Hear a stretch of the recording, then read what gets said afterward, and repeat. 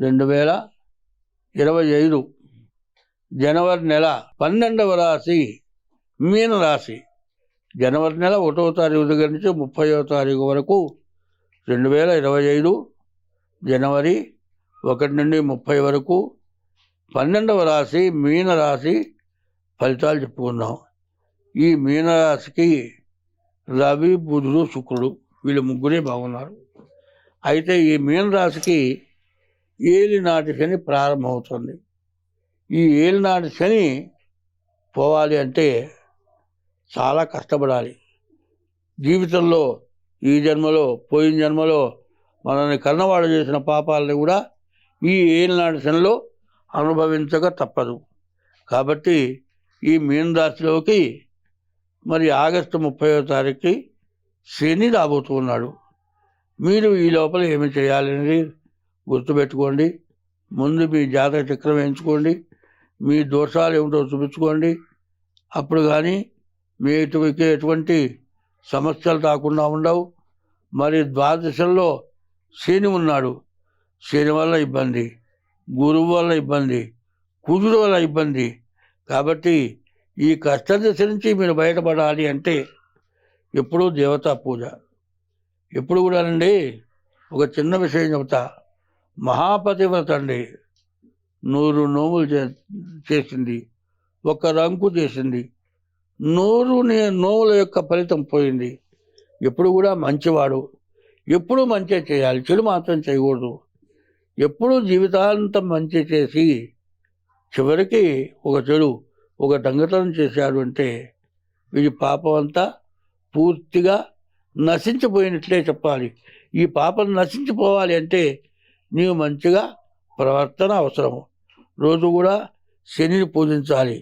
శనిని పూజించడమే కాదు, ఏలినాడు శని అంటే 7 సంవత్సరాల 6 మాసాలు, మార్చి 30 నుంచి 7 సంవత్సరాల 6 మాసాలు శని ఈ రాశి వాళ్ళకి రాబోతున్నాడు. కాబట్టి చాలా బ్యాడ్ టైం. కాబట్టి ఎప్పుడూ కూడా ఏం చేయాలి, జమ్మి చెట్టు దారిలో కనపడితే జమ్మి చెట్టుకి కుడి చేతి పక్కగా మనం వెళ్ళాలి. మనం ఎడమ చేతి పక్కగా జమ్మి చెట్టు ఉండేట్లుగా వెళ్ళకూడదు. ప్రతిరోజు కూడా శివ దర్శనం చేసుకోవాలి. శివాలయానికి వెళితే అర్చకుడు ఎప్పుడు కూడా శివుడికి అభిషేకం చేస్తాడు. నిన్ను రూపాయి అడగడు, అభిషేక తీర్థం ఇస్తాడు. ఆ అభిషేకం చేసిన తీర్థం పుచ్చుకుంటే నీకున్నటువంటి సర్వ పాపాలు పోతాయి. ఏం చెబుతాడు, సాలగ్రామ శిఖాహారి పాపహారి విశేషత ఆజన్మ కృత పాపానాం ప్రాయశ్చిత్తం దిని. ఎప్పుడు కూడా ఈ సాలగ్రామ తీర్థం పుచ్చుకుంటే ఈ జన్మలో కానీ ఇంతకుముందు జన్మలో కానీ నీ తల్లిదండ్రులు చేసిన పాపాలు కానీ అన్నీ నివృత్తి అవుతాయి, పోతాయని చెప్తారు. అట్లాగే ఈ మీనరాశి వాళ్ళకి చాలా చెడు టైము. వ్యాపారస్తులకు వ్యాపారం బాగుంది, వివాహం అవటానికి బాగుంది, సంవత్సరం తిరగకుండా సంతానం కలగడానికి బాగుంది. ఇదంతా కూడా మీరు సక్రమంగా అనుభవించాలి అనుకునే వాళ్ళు ఎవరైనా సరే ముందుగా మీ జాతకం చూపించుకోవటం చాలా అవసరం. మీ జాతక రీత్యా ప్రవర్తించడం అవసరం.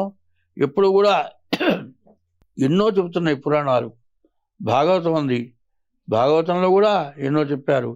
ఈ చెప్పినట్లుగా మనం అనుభవించాలి. ఒకప్పుడు దుర్యోధనుడు చేసిన పాపం వల్ల మరి ద్రౌపదిని వస్త్రాపహరణం చేయటం, మరి సహదేవుణ్ణి హింసించడం వెళ్ళి కూడా చివరికి వంశం లేకుండా పోయింది. అట్లాగే రావణాసురుడు మహాశక్తివంతుడు పరస్త్రీ వ్యామోహం వల్ల తను నశించిపోయినాడు, తన పుత్రులంతా నశించిపోయినారు. మరి దేవేంద్రుడు రాజ్యం కంటే కూడా గొప్ప రాజ్యం రావణాసురుడు పరిపాలించాడు. అటువంటి రావణాసురుడు పేరు లేకుండా పోయినాడు. 9 అన్నదమ్ములు కలిగి దుర్బుద్ధి పుట్టి పరస్త్రీ వ్యామోహం కలిగి దుర్యోధనుడు నశించిపోయినాడు. మనం నశించిపోవడం చాలా కష్టమా? చాలా తేలిక. వాళ్ళకంటే మనం సత్ప్రవర్తన కలిగి చక్కగా ఉంటే మనం ఎప్పుడు బాగుంటాం. పెద్దవాళ్ళ మాట వింటాం, పెద్ద చిన్న ఆలోచించడం, ఎప్పుడూ తొందరపడకుండా ఉంటాం.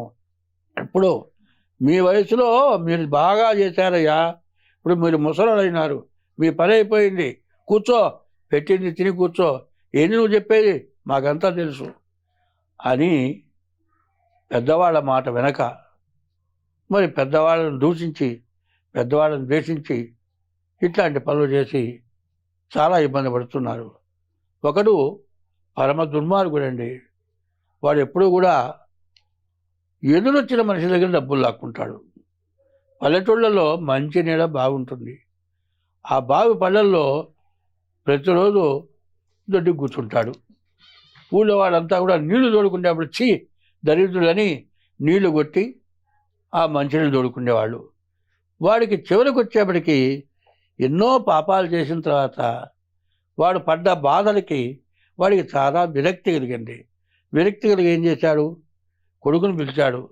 నాయనా, నేనేదో తప్పుడు పనులు చేశానురా, నాలాంటి పనులు తప్పుడు పనులు చేయకూడదురా, నువ్వు మంచివాడిగా ఉండాలిరా, నన్ను మంచివాడు అనిపించాలిరా, నన్ను మంచివాడు అనిపించరా నాయన అని బాధపడి కళ్ళమని నీళ్ళు పెట్టుకొని కొడుకు చెప్పాడు.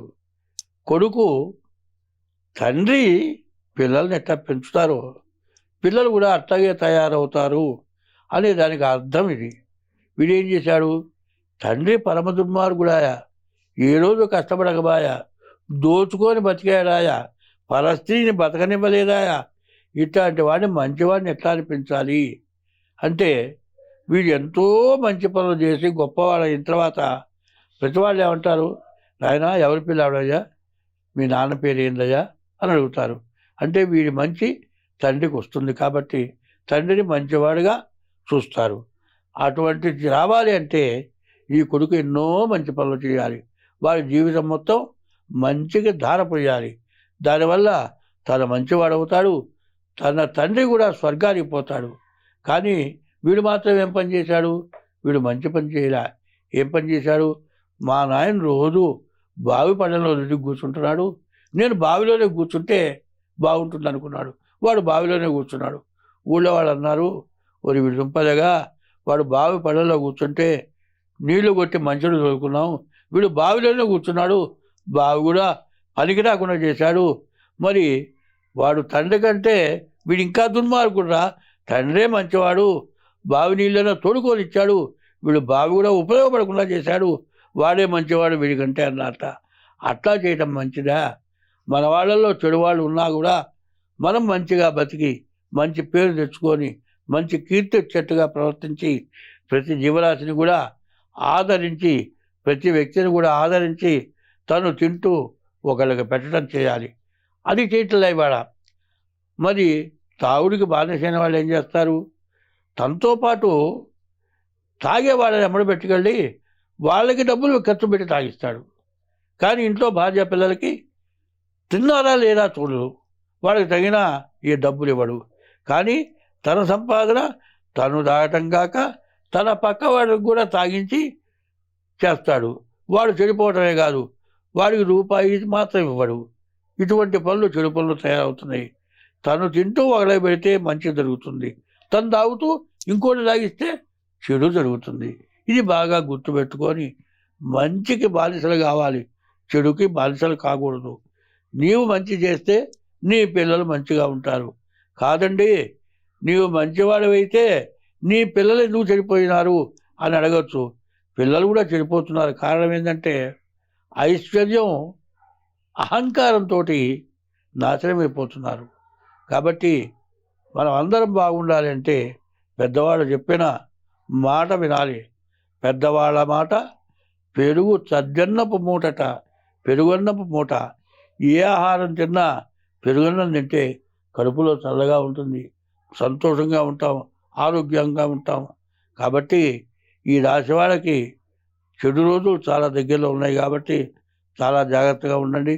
మీ డేట్ ఆఫ్ బర్త్ ద్వారా తగిన ఫీజు ఇవ్వండి. మీకు చక్కగా అన్ని వివరంగా మీ దోషాలు ఏమిటో చెప్పి దానికి పరిహారాలు ఏమిటో చెప్పి మీకు అవసరమైతే పరిహారాలు కూడా చేయిస్తాము. మీరు మేము అందరం బాగుండాలి అని చెబుతూ ఉన్నాను. కాబట్టి స్వస్తి.